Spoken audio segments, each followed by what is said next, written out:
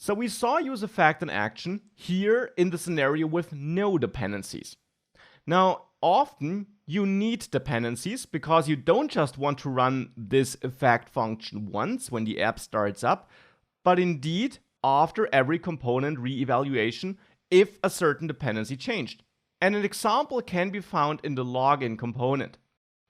That's the component where I actually render this form here. That's being rendered here. And as you see, there is actually some validation built in. If I click in here and I click out, you, for example, see this is marked as red. And also the button is only enabled if I have entered something valid in both inputs here, right? So otherwise, the button is disabled. So we got some validation, and currently, the validation works such that for every keystroke on the email field, this email change handler runs, and it sets the form as valid if the email contains an @ symbol and the entered password was correct. And we get the same for the password change handler. And I also got the validate email handlers where I set email and password as valid whenever the inputs blur, so whenever they lose focus, so that they also are marked as invalid if I just click in there, enter nothing, and click somewhere else. Now, where could we use useEffect here? Well, for example, to restructure our validation logic here. Instead of having essentially the same logic, just, well, swapped basically, in the email and the password change handler, we could use useEffect to have one place where we mark the form as valid or invalid with one logic, which should trigger whenever either the email or the password changed. And that's where we will need an extra dependency. So therefore here, we can again import useEffect. And then here, after our state definitions, we can call useEffect and pass this first function to it. And have our array of dependencies. Now in this first function, I will call setFormIsValid. But of course, I will not use the event target value, but I will check if the entered email includes the @ symbol and the entered password is longer than 6 characters. Now, like this would only run once, and that's when this component first is rendered. So therefore, if I remove that logic from the password and the email change handler, you will see that I can reload this and I can type in there. And my form, well, this button never gets enabled. And the reason for that is simply that this effect only ran once, as I said, when the component rendered for the first time. Now, that was the right behavior in the app component with our login state. It's definitely the wrong behavior here, though. We want to reevaluate this and rerun this form validation state setting function for every keystroke in email and password change handler. Now, we could remove the dependencies array. Now, don't save this because this would crash your page. This would make sure that this runs whenever this component was reevaluated. Therefore, effectively, in this case, it's the same as if we would have moved this code directly here into the component function itself. Because now, without any dependencies, this code reruns whenever the component was re-rendered, and since we set state in here, this would trigger a re-render cycle itself, hence we would have an infinite loop. So saying nothing about the dependencies is not what we want, but no dependencies is also not what we want. Then it would only run once. Well, indeed, there is a simple rule. You add as dependencies what you're using in your side effect function. So in this case, we are using the setFormIsValid function, we are using entered email, and we are using entered password. Includes and trim are only called on those entered email and entered password fields then.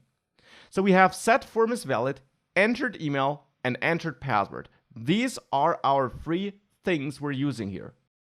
So therefore, here, between these brackets, you would add setFormIsValid, entered email, and entered password, just like this.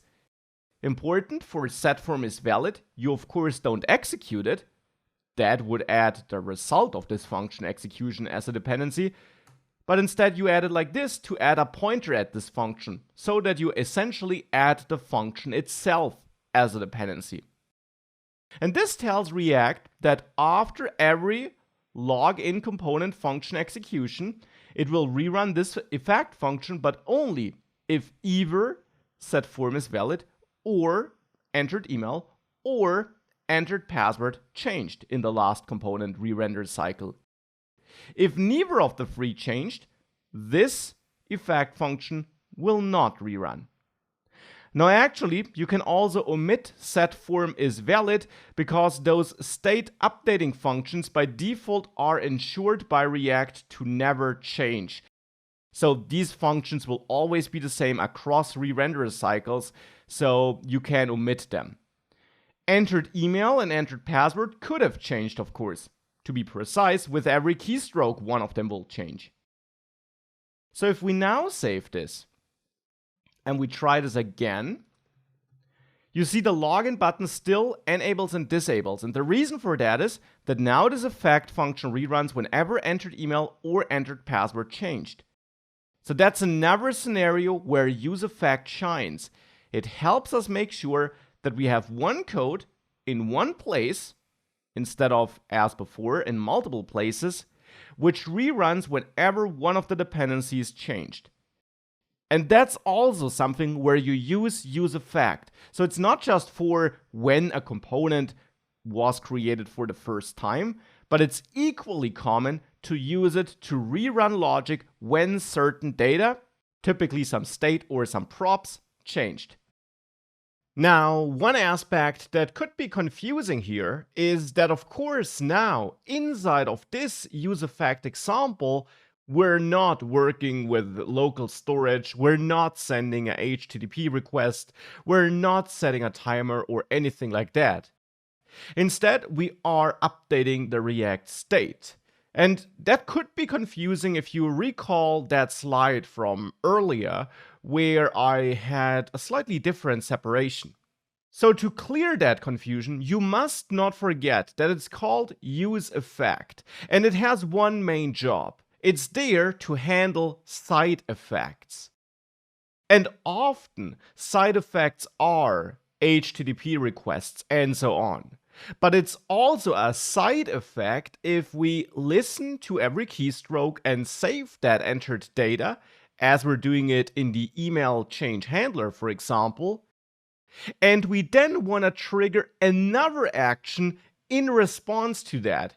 So checking and updating that form validity in response to a keystroke in the email or password field, that is also something you could call a side effect. It's a side effect of the user entering data. So that's why this should not confuse you. useEffect in general is a super important hook that helps you deal with code that should be executed in response to something. And something could be the component being loaded, it could be the email address being updated, it could be anything. Whenever you have an action that should be executed in response to some other action, that is a side effect. And that is where useEffect is able to help you. That's just a little addition I want to make here.